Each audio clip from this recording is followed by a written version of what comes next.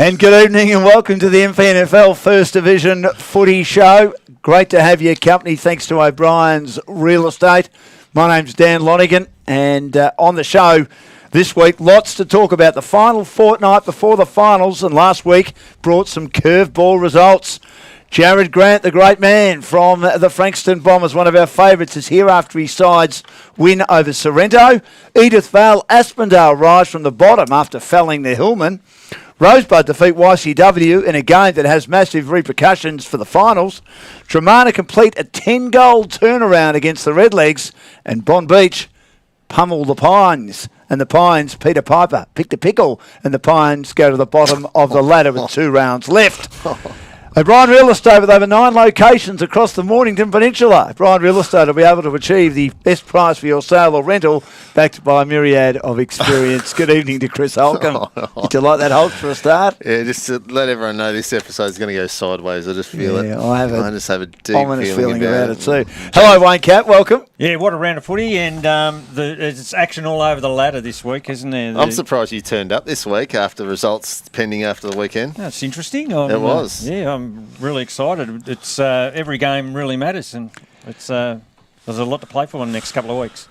And after being on the periphery of the top 3 for many weeks, the Bombers are finally inside the top 3 after Mount Eliza went down.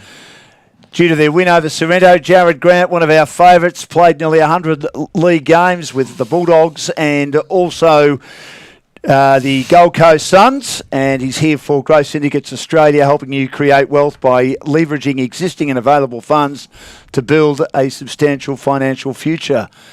Welcome, Jared. It's always great to have you with us. As your coach, Bo Mustin, told me, didn't play all that well on the weekend, but you got the result.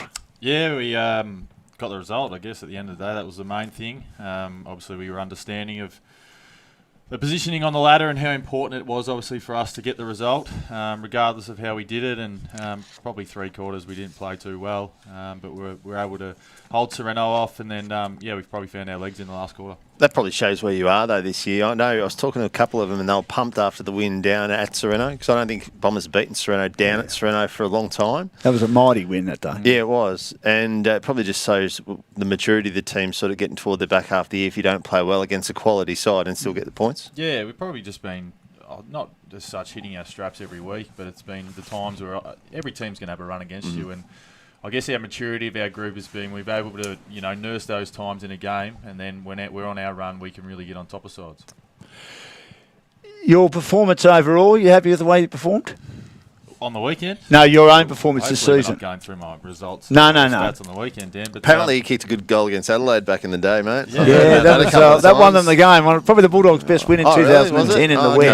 But Jared and I have discussed that many times, haven't we, Jared? Yeah. Well, I mean, we've missed 4 weeks due to COVID. I had a 2-week suspension earlier in the year for being an absolute freight train. Well, let's not. Can we not go down that road again, please? I thought you were going to use another phrase then. I just started to sweat a little bit. I missed earlier in the year. I only played a half against YC, so that's 7 games of how many are we up to? 18. Well, we're only up to around 16, so I've really played 9 games. So it's been a bit patchy, obviously stop-start season, but I'm feeling really good, and Bombers are injury-free at the moment, so we're looking forward to the next couple of weeks. Yeah, the only injury, according to Anytime Fitness, is a Melfi with a hamstring. So other than that, you had a lot of injuries in the last couple of years. I mean, talking 2018, 2019, which probably railroaded and ruined your season, but this year you're fit and firing. The forward line together with Haratuku and Pryor, when they spend time in the forward line, yourself and Corey Buchan and even Bo Mustin, hasn't quite fired yet, has it, collectively? Certainly individually just at times. Just a quick one, Dan. Sorry, Mel's probably lucky it doesn't say overweight. But sorry, we're at the forward line. I've only been able to get down to the forward line over the last few weeks because Musto's been putting himself down there. Yes. Right. I've managed to sneak down there over the last few weeks, and I mean, it's a big difference from when I first came into the league. I was basically our only tall forward, and obviously now Bucks is pretty much holding down the full forward role, and Khan, the big boy, is an impressive unit, and I'm enjoying getting the third forward most weeks, or third defender, most weeks. He's getting better. He's 23 goals for the year, 4 goals. Are we expecting too much from him? I think if you look into the contested mark stats for the competition, I don't think he'll be too far off first. So we just want him to compete in the air and help out, obviously, Harry in the ruck when he gets a break. And those two pairing together, I think he's playing his role exactly how we want him to. Yeah, the mild-mannered engineer, Caffey, Harry Pryor, going beautifully, isn't he? Oh, he is, and he's got the president of his fan club sitting there. Loves it, yeah. But Khan, yes, I've got it written down. He had 6 contested marks on the weekend, and that's huge. You know, no one's going to outmark him when he's on, and his form over the last few weeks has been pretty good. He's kicking goals and heaps of hit-outs. Like he's a good. They've got a good combination going, Pryor and Khan. And you know, they're the best, you know, 2 big men combination in the competition at the moment. I was looking through the best players and Harnett wasn't named in the best, right? Yeah, lazy. And he laid lazy 30 possessions and a goal, so it's pretty hard to get in the best players. But all the stars seem to be playing well. They're working really well, and you might disagree, but I feel like they're hitting their straps now, Bombers, and they're going to run into the finals with a bit of form. They've won the last 4 or 5 games, and they're a huge chance. And if they keep this form, it's going to be hard to beat. He's been unbelievable, Harnett, hasn't he? Unbelievable, Jared. Oh, I'm going to pump him up too much. We do a good enough job of that as we do. He's sitting there with his keg at home, probably tipping one down at the moment and thinking he doesn't have to train tomorrow night. So we'll just keep it under wraps. Oh, That's all right, Flex. We've got you in the punters club. You'll be right. now you've had one home game with no crowds, another one this week. I mean, you just go out there and play, but how tough was it to play without a crowd? It's mentally one of the more challenging things that I've done. Really? It's somewhat like going to training and there's just no atmosphere, to be honest, Dan. And, you know, you've got to create that yourself, and, you know, some games it might only be, 2 goals kicked in a quarter, and it can be quite boring out there. I questioned, you're going down to the game on the weekend, no crowd, it's potentially going to rain and hail, what are you doing there? But everyone's got to get over those hurdles, and we knew we were playing for the reason on the weekend to look into that 3rd spot, and we were lucky enough that the results went our way to get there. If it's ever going to rain anywhere in the world, it'll be Baxter Park too. Oh, the beautiful turf down there. It is. Nice resurfaced. It's amazing. What do you reckon? The rest of Frankston could have no rain, No, and it could be a little bit on Baxter. rolls There. off In the Mount Isa Hill. 2019, It does. we played there. It does. We played 100%. Bombers there, and it rained all day. It does. I watched the highlights of other games. Sunshine, and it didn't rain anywhere glorious else. sunshine. Didn't rain anywhere else in Victoria. It rolls off the hill at Mount Isa. They just sort of kick it out. Hey, just quickly on that too with you guys. We talk about your forward line, we talk about your rucks, we talk about your star-studded midfield. I reckon the biggest key with you guys going into the finals is going to be probably Drakey. Drakey's been playing some really good footy. He's been good. And he's got some young guys around him through that back line, which isn't where all the experience and all that sort of stuff is. So Drakey's going to be really important for you going into September or August, September, isn't he? Yeah, I wouldn't just pat Drakey on the back as well. He's actually the oldest boy going around. Yeah. He's got me covered. So he's been around the traps, and it's good to always have a wise head in defence. And like you say, he's holding down some really key opponents for the opposition. Dill Garrett's probably the other one that's come in. His dad played over 300 games for the club, and he's just, basically improved as a player. He's nothing special about him. He just goes out there and does his job, defends a tall forward. And Sammy Pickers is probably the most improved player on our list, I think. He's had some massive jobs for us, and they're names, like you say, that people don't associate to Frankston Bombers when they say our players, but they're guys internally that we really hold in high regard at the moment. Well, Dylan Garrett kept Nick Corp goalless, as we have been mentioning. Bombers rising to 3rd with a win over Sorrento. It was a low-scoring and scrappy first half. Only 1 goal was scored in the 2nd quarter. As we look at the highlights, thanks to Frankston Jeep going the way of the Sharks before the Bombers hit the lead at 3-quarter time. Sorrento's plan, and it worked for a large portion of it, was to slow the game, but it couldn't last forever with the Bombers stamping authority on the game. A 7-goal final haul, 7-6 actually, and they won by 42 points. Big man Khan Herituku kicked 4 goals to be Frankston's only multiple goal scorer. Good even performance. Get out of me, mate. While compatriot Harry Pryor was named best on with 18 touches, 36 hit-outs and 7 tackles. Alex Harnett was near impossible to stop as well. 30 touches and 9 inside 50s, but as we've said, he didn't get in the best. For Sorrento, both Hallahan brothers had over 20 possessions. Lee Paholke Still can't believe he's come back from that broken arm, and Marcus Gardner kicked 2 each, and Mick Walker was named their best. We mentioned Dylan Garrett keeping Nick Corp goalless, and well done to Dale Sutton. 100th senior game, Cappy named one of the best on the ground. Oh, congratulations to him. It seems that game, I obviously didn't watch it, but it feels like Serena hung there.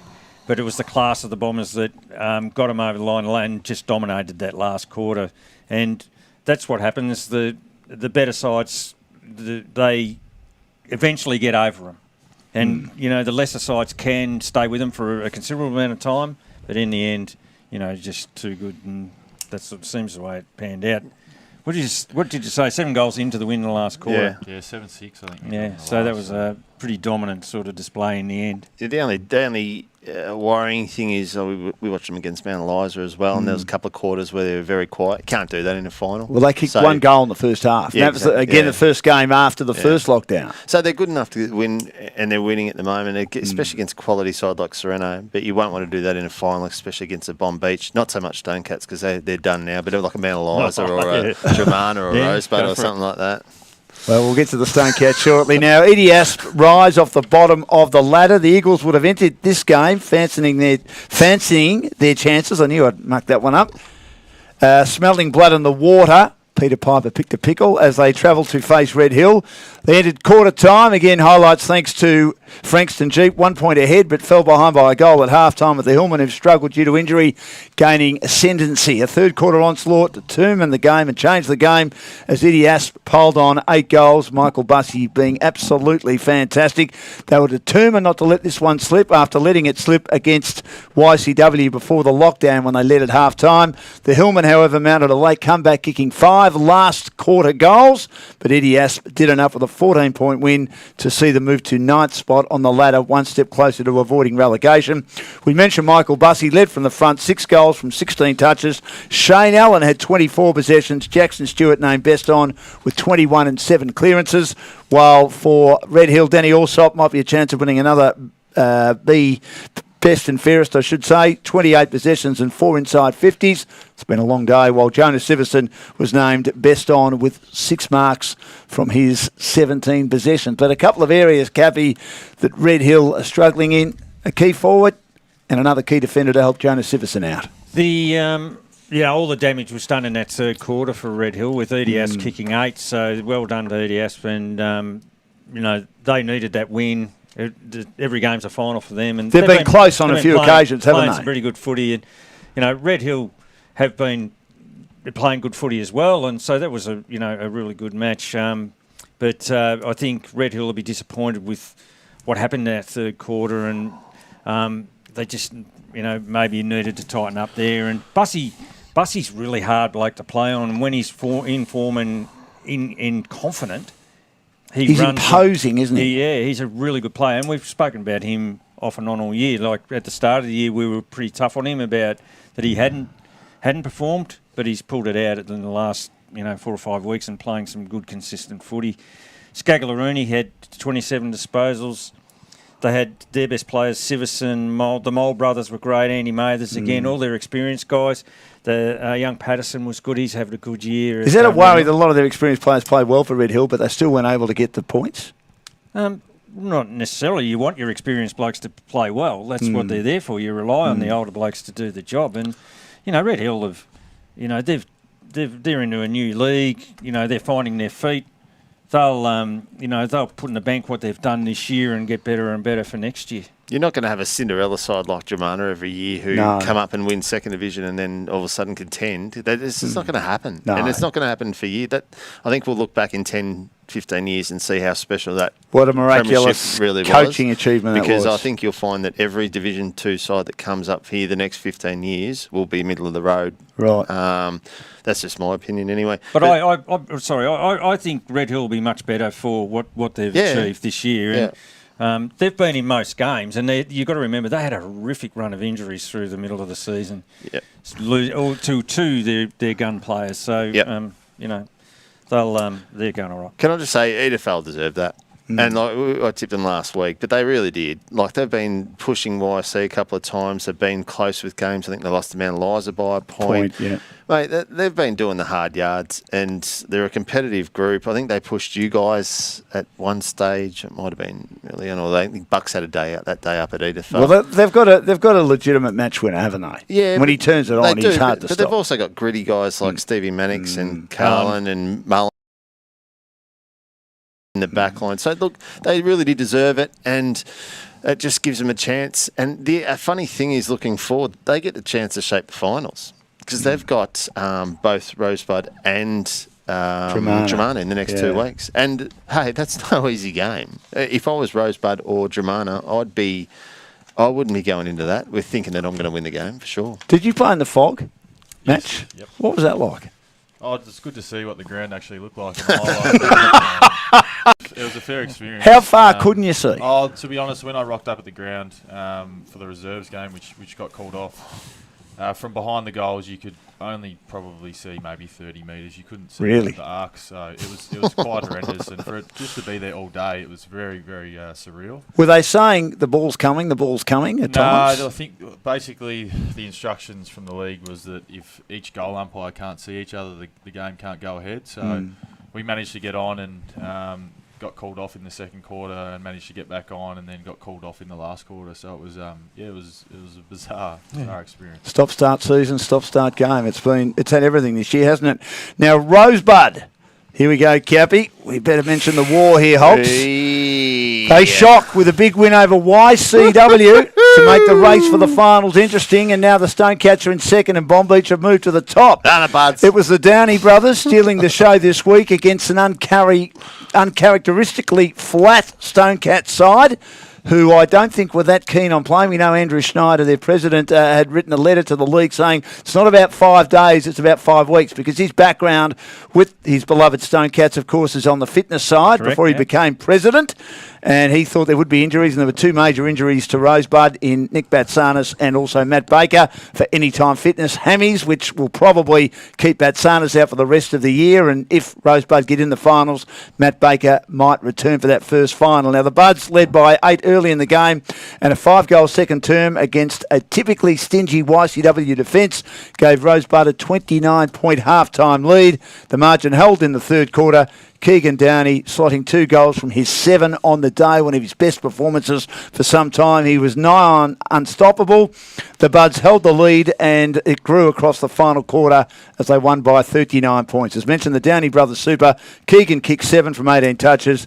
Sean had 38 possessions and 2 goals. Tom Baker also kicked 2. Jai Hardwick was in the best as well. For the Stonecats, Lockie Wallace, Champus, Rowan Steele and the great Josh Butland all kicked 2, while Brenton Lambert, originally from Mount Eliza, was named their best with 19 touches and a goal. And Cole Hutchison, again, kept on keeping on with 30 possessions. Now, 17 goals, long time since, well, I reckon it's the only time in my involvement in this competition, Cappy, that the Stonecats have conceded 17 goals in a game, their defence, that is. Well done to Rosebud. They needed to win, to keep their finals hope alive, and they did. And great performances, like Keegan Downey's 7 goals. Yep. What an important player he is. Yeah. He runs up high up the ground. He's a hard bloke to play on, and that was great. It's good to see him back in some form. Sean Downey, you just spoke about, that was an incredible game, 38 possessions, a couple of goals. We all know how good he is. And, they're right back into it now, Rosebud, and that's given them a chance to play finals, and you never know what might happen. Stephen Cumming had a ripper game, 26 possessions, dominated the ruck. He's a really good player.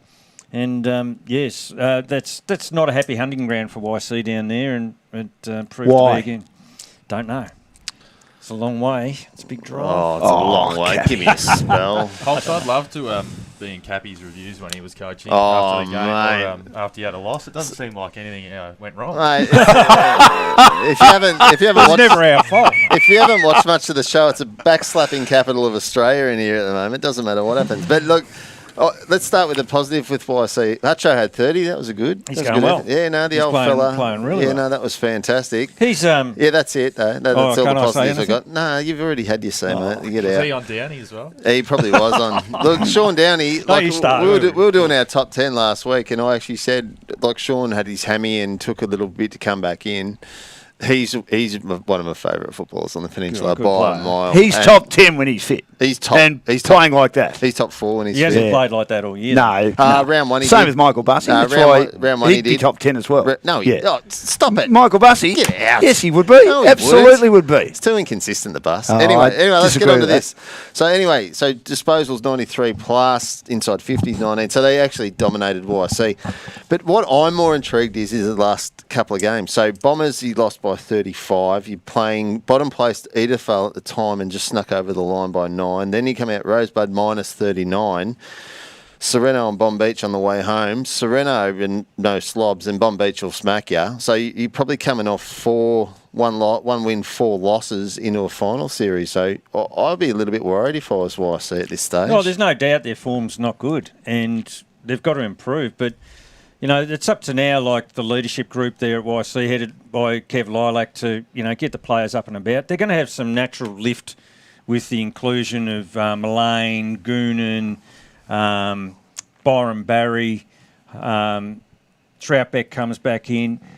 That's going to give them some He's confidence. a week away, according to Anytime Fitness, Troutbeck. Jack Mazurek, ankle 2 to 3 weeks. Yeah. Byron Barry, Right. test. Lane Mayer, ankle test. Jake Millwood, 1 week test. And still a little bit of time for Mullane, but he shouldn't be far away. Oh, Yeah, you guys, sorry, mate. You guys just snuck it over the line against Rosebud. I think Flex had a massive last quarter to get over the line. Yeah, 2 points. 1 point in the last 10 seconds. Yeah, no, so that's huge. And you're obviously 1-1 against YC as well. You lost the one at YC and then beat him Guys at did that Greg game, Beck. yep. Yeah, so those sides probably, if you're looking at it, are pretty evenly poised. A baited question, obviously. Probably, Rosebud. Oh, shit. No, look, that was a fantastic effort from Rosebud. And we said before, Rosebud, that performance that they've put out, because they're such a young side and they're an emotional side, they probably haven't been able to produce that every single week. So next year after, hopefully that becomes their consistent performance, whereas this year they will win games like this, but then they'll lose some ordinary ones and win some high ones. It's like with, was it Matt Baker that got injured? Yes. Obviously, they needed a presence up forward, and Keegan's gone forward, so it might be a good option, because I know Keegan's been floating around all over the ground this year, so might be a good one for them going forward. Yeah, he might be better suited playing in that forward line. I have my pen back down. You can have your pen back. You almost hit me. I'm not happy about that. Now, Dramana completed turnaround for the ages. He didn't even apologise. At this point, it's safe to say that this is an unfortunate week for Crowds who have been barred, as almost every game was electric. Again, the highlights thanks to Frankston Jeep and Mount Eliza going forward, and they'll kick a goal here in what was a game where they struggled. It was a low-scoring first quarter. Mount Eliza kicked the only goal. What's that? That goal umpire had zinc on. He might have. Yeah, it was 2 degrees. Well, I mean, that's when you can. That's there when he is. He's got zinc on. He has too. You pick up all the important stuff. Don't you? It wasn't that cold. There was a little bit of sunshine in. Oh, give me a I smell. mean, often when a little bit of sun comes in, your face is the one that can get damaged. Yeah, You probably run at 11 o'clock at night with zinc on, dirty man. Yes. Tremana got off to a pretty ordinary start, because their inaccuracy in the second quarter made for ugly viewing, down by, depending on who you follow, of course, down by 5 goals, and at a risk of an unwanted loss this late in the season. But it seems reminiscent of a game in 2019 involving the Tigers. An incredible reversal occurred in the second half. Tremana kicked 5 goals to just 2 behind in the third quarter, erasing the deficit and taking Steve Rattle's men by surprise, and leaving them shell-shocked. Like that word, shell-shocked. Reminiscent of the 2019 Premiership winning ways, Dramana piled on another 6 goals in the last quarter and held the Redlegs to just 5 points, meaning Mount Eliza failed to kick a goal after half-time, and completing a massive 60-point turnaround after being down by 5 goals at one stage to win by 30 points, the Tigers. Terry Wheeler kicked 3 goals for the Tigers. Billy Gertz kicked 1 and had 41 hit-outs. Brother Sam had a team-high 35 possessions and 6 clearances. Another Gertz brother, made his debut as well, while Billy Quigley had 30 possessions. Jeremy Burton named best for the Redlegs with 1 goal from 17 possessions, while Mark Colvin, an unobtrusive small defender, also featured. But Mount Eliza getting the wobbles. They dropped to 4th, Cappy. That result was really important for what happens for finals, because Dramana had to win that one, particularly with Rosebud's win. And they're going to go neck and neck to get that 5th spot with Rosebud. So they had to win that, and they, well done to them to getting it done. It was a bad loss for Mount Eliza because they've dropped out of that top 3. I can't see them getting back in now. And an incredible turnaround in that second half, 10 goals to 0, and it just shows what Dramana are capable of when they get their tails up. Can we just have a look at the Gertz boys too? You're saying one of them made the debut, but there was 4 playing on the day for the first time that they've played. It's great, isn't it? S Gertz 35, B Gertz 20, D Gertz 22, J Gertz 16 for a total of 93 for the 4 boys. That's a fair day. No wonder Dav was happy. Good picture of them on social media at the end. And I think I got heckled because for putting Sammy in the top 10 last week. He's just come out and backed me up with a lazy 35. Billy Quigley was ordinary again with his 30 touches. So what a good year he's having. Yeah, Bateman was very good too. Yep. They're such a high possession side. It's amazing. They are. They were 60 plus 63 in handballs, so they do move the ball like that. Mount Eliza, Williams was good at 14 touches, 3 goals, but yeah, they're sort of hitting the skids. You're worried about them? I mean, they won a lot of close games. No, I'm not worried about Mount Eliza. Has that sort of papered over the cracks a bit, Cappy? Yep. I think Mount Eliza are in the final. They'll be in the finals, but if they were playing Rosebud or Dramana in the finals, I'd be backing Rosebud or Dramana. You played them twice, Jared. They beat you comfortably early days, and in the second game, you probably should have beaten them after a poor first half. What did you like about them? It's probably their balance. Look, they don't ultimately no disrespect to any of their players, but there's just a bunch of kids that's come through, and they've all had outstanding years, and probably their speed was the thing that got us both times. Just bringing numbers up to the ball and really scoring heavily off turnover. I think they deserve to play finals. They've had a great year. Can't comment on Dramana as for some reason we're playing them first time in round 18. Yeah, it's funny, isn't it? With Mount Eliza, they really caught you by surprise in that round 1 game because we all thought, we're looking at the list going, this is a good kick-off for Bombers, and they put you to the sword. Do you reckon that they got under the guard of a lot of those sides that hadn't seen them before in that first lot that they played? Yeah, I think so. I don't know whether we underprepared or, we do an opposition analysis and whatnot going into games and strengths and weaknesses, but I guess we didn't have a huge thing to go off, so... I think first time around they probably definitely would have shocked some teams with just how they play and just how some of their players play, to be honest. But second time around, I still think they're having a fantastic year. That's the same thing too, though. Like a lot of coaches are finding it hard to prepare against them because you usually go, we'll go to him and we'll play negative against here, and this is what they've got that even spread and they're that young. You don't know who's going to pop up here, there, and everywhere. Yeah, look at the stats, the individual stats each week. And they're all under 20 or around 20 possessions. Yeah, a lot of them. A lot of guys get 15 to 20 stats. Yep. You don't have many guys not having in single figures, so there's always a good even spread of statistics. And they've had a lot of belief in themselves this year. That's why they've won a lot of close games, and they've got a great attitude and. Steve Braddle's done a wonderful job with Yes. Dramana, as we checked the injury list for Anytime Fitness, we'll get Reece Wild and Dean Wall back this week. Premiership players, very handy additions, but unfortunately Jay Hutchinson gone for the year with a back injury, and Jack Slattery has done a collarbone, also gone for the rest of 2021. Must be an ordinary back injury to go out for a year. Usually it's got a twinge or a spasm or something. That must be... Well, I don't know the details. All I know he's gone for the year. Good player. He's a very good player. Now, Bond Beach take top spot with a pummelling of Pines. A dismal day for Pines as they took on a Bond Beach side looking to take top spot and the vital first week bye, provided, of course, YCW got beaten, which they did. The Sharks took the lead quickly, 5 goals in the first quarter, setting the tone. But when the Pythons could get the ball forward, they did look solid. Unfortunately for Pines, the Sharks were prepared, kicking 9 goals in the second quarter to all but end the hopes of a close game. The margin margin grew uglier and uglier. The margin out to 86 points at three-quarter time. And while Pines defenders fought admirably, Bombbeach just too strong, winning by 20 goals, 120 points. Bo Bailey and Shane McDonald both kicked 5 to be named best on, while Owen Hewlett kicked 3. Sam Gilbert was elite with 35 touches, 12 clearances and 2 goals. Troy Jacobson named best for the Pythons, and Luke Delmo fought hard as he does. And he's had a year where he spent some time in the VFL and some time with the Pines. He had 25 possessions. Paddy Swain said to me that it's the best team he's seen talent-wise playing the MPNFL, Bombbeach, since the Edith Val Aspendale Premiership team of 2002. 11 players in the Bombbeach team have played either AFL or VFL. And then you throw in Shane McDonald as one of the best players in the competition, full stop. Jackson Casey, Ben McLean, Joe Fisher, just to name a few. And they've just got strength everywhere, haven't they? And he hasn't played Frankston Bombers yet, Dan, so he might get another look this week. He might get another look. Exactly right, Jared. I mean, you guys got a very strong team too. Very strong. Have you guys played Bombbeach? You have. Yes, we have. Yeah, they beat them.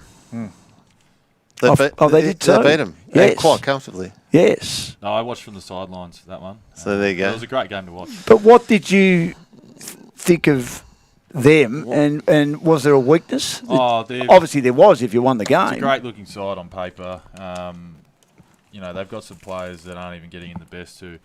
I'm a big fan of I'm going to forget his name. The lad from that's come from Mount Eliza. Blaine Coates. Blaine Coates. He was outstanding against Rosebud. Yeah. Verma, who's played, had VFL experience. They've got a lot of quality players and a few young guys who are really good players as well. Must give you confidence, though, to have that win chalking up, because Dan's talking them up as if they're the best side he's ever seen. They'll probably play AFL next week and win most games, but good to have a... Best side I've seen this year. Is that like Red Hill last year? Correct, at the time. Yeah. Good on you. It's about the movement of the ball. And I mean, I haven't seen a side move the ball the way they moved it against Rosebud. Yeah. Well, with the greatest respect to all the other teams. Look, in all honesty, Armitage had 34, Gilbert 35. Macca, he's in the top couple of players in the comp. He didn't start this season that well, but his last 6 he's had over 30 touches, and he's kicked 5 on the weekend. Dennis Lane's leading the goal kicking still as well, and obviously. And he didn't play on the weekend. He played with Sandy. With 8. Is that how many has he kicked? I watched a bit of this game on the terrible. That's terrible. GameFace. Can you remember the last time in a Div 1 that the leading goal kicker rolling into the second last rounds on 29? But it just indicates how much the game has changed. That you just share the goals around. You don't rely on one player. Even in local footy nowadays. I think it's the coaching side of it, because you flood back harder and correct. You've got more. Correct. It's all about getting numbers behind. Now, Cappy, you said you watched a bit of that game. Yeah, I did watch a bit of that game. Sorry, Cappy. Well, I just thought we'd talk about the game rather than your observations. Reminisce, talk about how good Bombbeach are. Yeah. But Bombbeach, it was an absolute old-fashioned flogging, that game, and it was men versus boys. Pines had a really young, inexperienced team, and they're playing, Bombbeach with, as you say, with all 9 under-19s, and 6 of them have been regulars this year. So that was a big game for them to play in, and hopefully the experience is good for them. Pines are really struggling, obviously, and that loss really, if there's a relegation system going this year, they're right in the gun seat now, but the difference between the top team and the bottom team is huge, and I can't remember it being so different, so like that in the top division. We've got a new show called The President's Report, which will go up in the next day or two. We have Brett McRae, the president of Rosebud, and also Jeff Fegos, president of Pines. John Anderson was on the show as well, former CEO of AFL South East, now a board member at the Northern Football League. Yep. And his attitude is that he doesn't believe, in the Northern Football League, they're not relegating teams, but they are promoting teams. I'll listen to that thing. You're going to get 16 different opinions from 15 different people on that. So that's another show. But that was really good. If anyone wants to listen to that was really good insight. What do you think, Jared, about that? I mean, I'm going to ignore him because he's not interested in talking about it. But thank you very much. I just said you give him a pat in the back. I said listen in because it was really good insight. Thank you. Are we just saying they haven't been relegated so that we're not using a bad word? Is that no, they haven't been relegated yet. yet. AFL Southeast have said that the clubs have got 3 weeks to put their views in. Some clubs have said they've already put their views in. Sean Connell said on our program, MPNFL Extra on Saturday, that he had not heard a response from any club as yet. Well, and there's going to be 3 weeks. I reckon you've got to make a decision now. I think it's a good thing for the Division 2 clubs to, they're striving to obviously come up and potentially play a better brand of footy or have more competition. So I think that's the way that the league got set up, is a Division 1 and Division 2, and we're going to, allow the Division 2 winner to come up out of respect for what they've done. But would you have 11 teams in each division next year because of the anomaly of this year due to COVID? No. I would take it every week at a time at the moment, Dan. Dan, you've got to. Happy to go in the I reckon we've got to make sure we keep the integrity of Division 1 right. Fair enough. And that's by having 10 teams. Yeah. As Jared just said, you've got to reward the premiers of Division 2. They fought their guts out. They started the season knowing that if they win the flag, they're going up to Division 1. We all knew the rules in Division 1. If you finish top, you win the premiership. If you finish bottom, you get relegated. It's got to stay like that. In the Northern Football League, though, they're going to promote the teams. I don't care. I reckon in our league, we've got to, the integrity of the competition's got to be how we started it and play under the rules. Fair enough, Cavi. That's fine. Exactly. Now, I just wanted to mention, Paddy Swain was talking about this Edith Val Aspendale. You guys would remember some of the names here. Whether this team is as strong as... I mean, you can't compare apples with pears, I suppose. It's a different era. No, we should have beaten that team that year. Should have you? Yeah, no, we lost by a point in the second semi. We should have beaten them. Yeah. Stevenson. 100%. Hines from Carlton. Yeah. Claude Sampiri. Damien Clark. Aaron Martello. Doesn't matter. Troy Shannon. Anthony Aegis, who went to Seaford for a while. Ash Roberts, a star player with Frankston. Evan Ryder. Kane Batslov, Preston Shaw Dennis, Matthew Poon and Wayne Langford were some of the names. We should have beaten that side that year. You didn't. Good players, Cavi? Yes. Oh, what a great team. And it's as I say, it's recognised as one of the great teams. But, it's a different era. It's hard to compare, Matthew Poon riding winners over in Chardin. That was really? It was a I'm not sure it's the same person. Oh, right. It was a tough team. I'll give you the tip. Was it tough? Oh, mate, they used to beat the shit out of you. Really? Yeah. No, who was the best player of that lot? Of that lot? Yeah. If you ask anyone who's ever seen or played with Ash Roberts, he was a freak, mate. Was he? Yeah. Well, he went back to Frankston after he came for a yeah. year. There were quite a few, apparently. Even Hines, according to Paddy, he only played for 1 year and then left. Even Hines, he says that Ash Roberts was one of the best he's seen. Ash Roberts is a gun, mate. Troy Shannon would have given a bit of lip, wouldn't he? He nearly broke me jaw that year. Yeah, he was a good player. That hurt.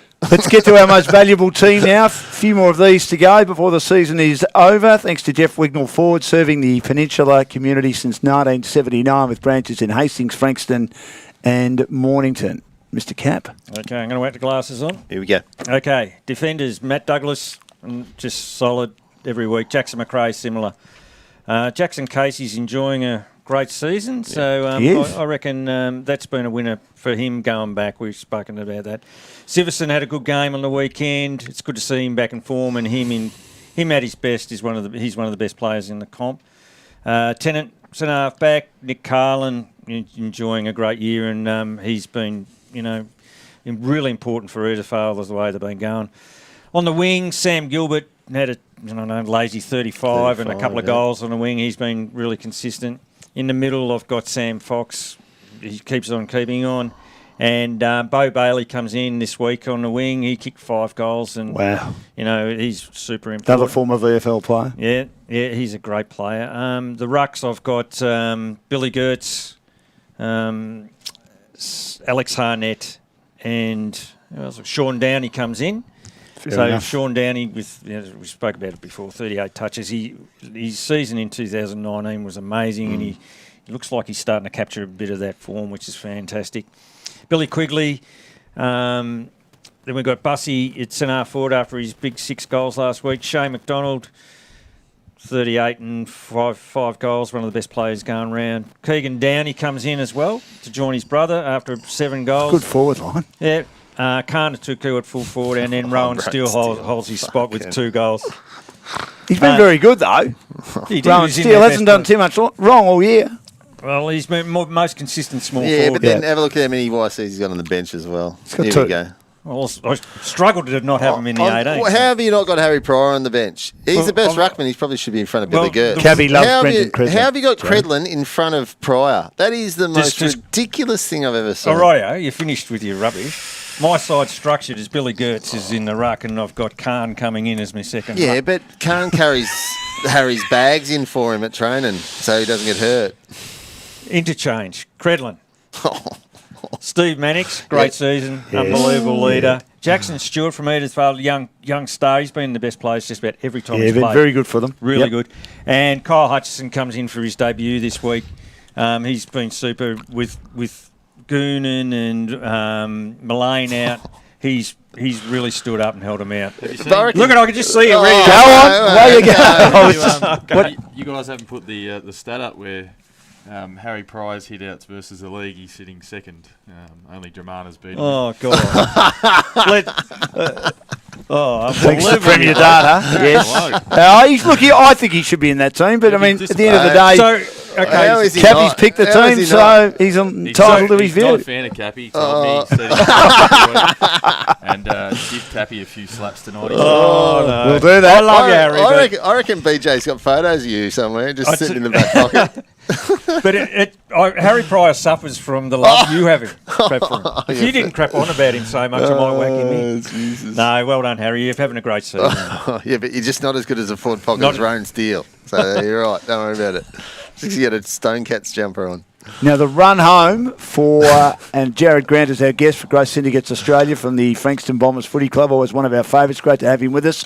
The run home for Truman's Golf Range on Truman's Road there at Bonio.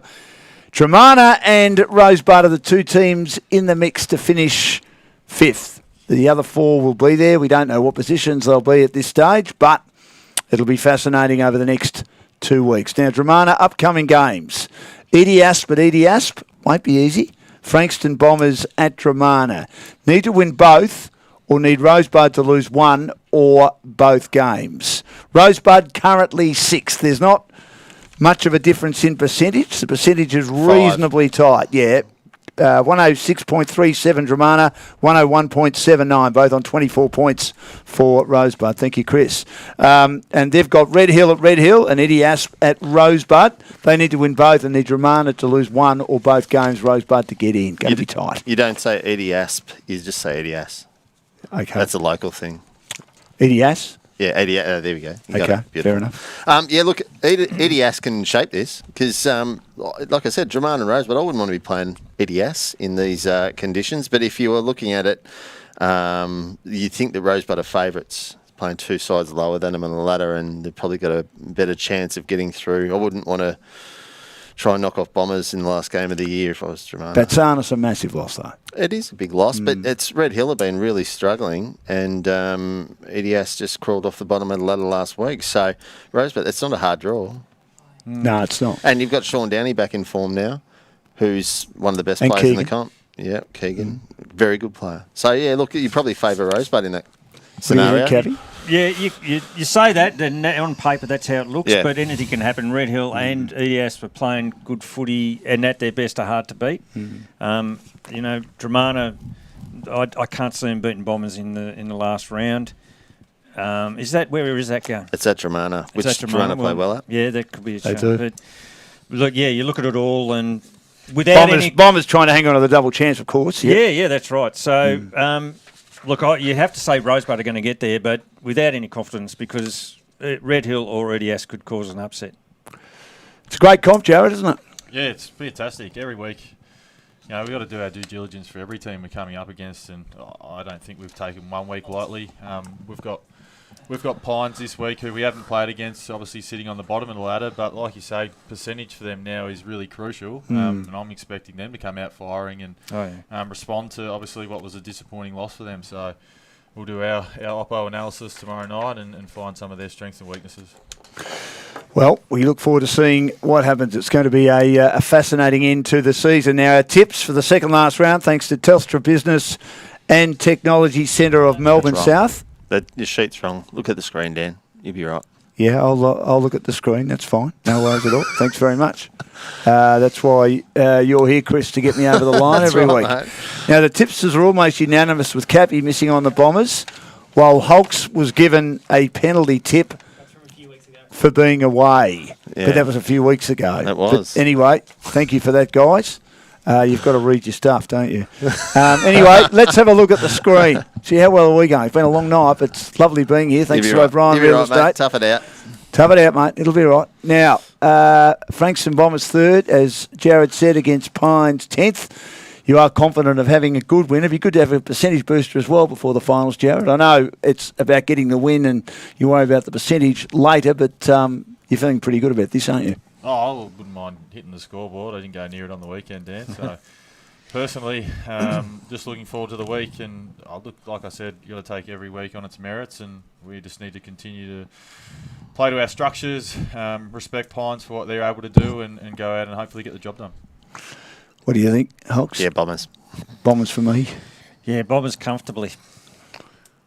I don't think we need to say too much more about that. No, we do not. The Eagles and Dramana. Good game. They're hosting Dramana. At Regents Park. Yeah, at Regents Park, and it's a difficult ground to play on if you don't play on it regularly. And EDS know how to play this ground, and they were good last week. The issue has been putting two decent games together in a row, but they've got an opportunity here, as we mentioned, Cavi, to be the final spoiler. Well, what an important game.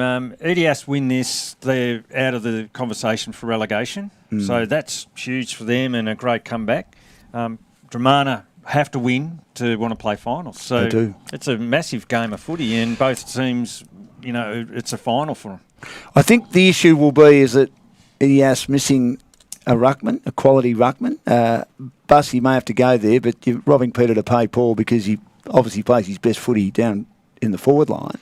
And we know how good Gertz has been. He's been dominant every single match, and that might be with the games once. I'll go Dramana, but I expect it to be pretty tight, Hulks. Yeah, and look, the EFL ground's going to suit him as well, because if EFL can put enough pressure on the over-possessing Dramana, then that's their key to winning. Whether or not they've got the ability to do that, I probably doubt it. I reckon, Dramana for me. Jared? Draw. Sit on the fence. Well, that'll just about save Eddie Yasp if they, not quite, but it'll give them a chance, won't it, if they get a draw? Stuff Dramana too. Well, it will. It will. Pines and Red Hill. No, sorry, not that. I'm looking off. Get rid of that. That's causing me too much damage.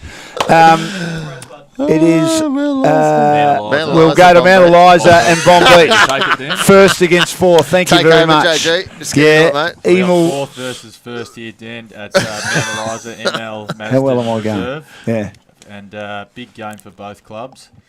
Mount Eliza looking to hold on to a top 3 position, while Bomb Beach train's still rolling. So really going to shape the top 3 for the end of the season, Dan. And I'll be tipping Bomb Beach to give us a double chance. I'm going to leave. I don't need to be here anymore. Thanks very much, everyone. Good on you, Jared. Thanks for that. I've just had an absolute Barry Croc at the very end. I think Bomb Beach will be too strong for the Redlegs. They're pretty good at home. They're a young team. They'll be trying to play this collective brand of footy that has served them pretty well this year, but Bomb Beach have just got too many stars on too many lines. Yeah, you're right. But having said that, it's a really important game for Mount Eliza.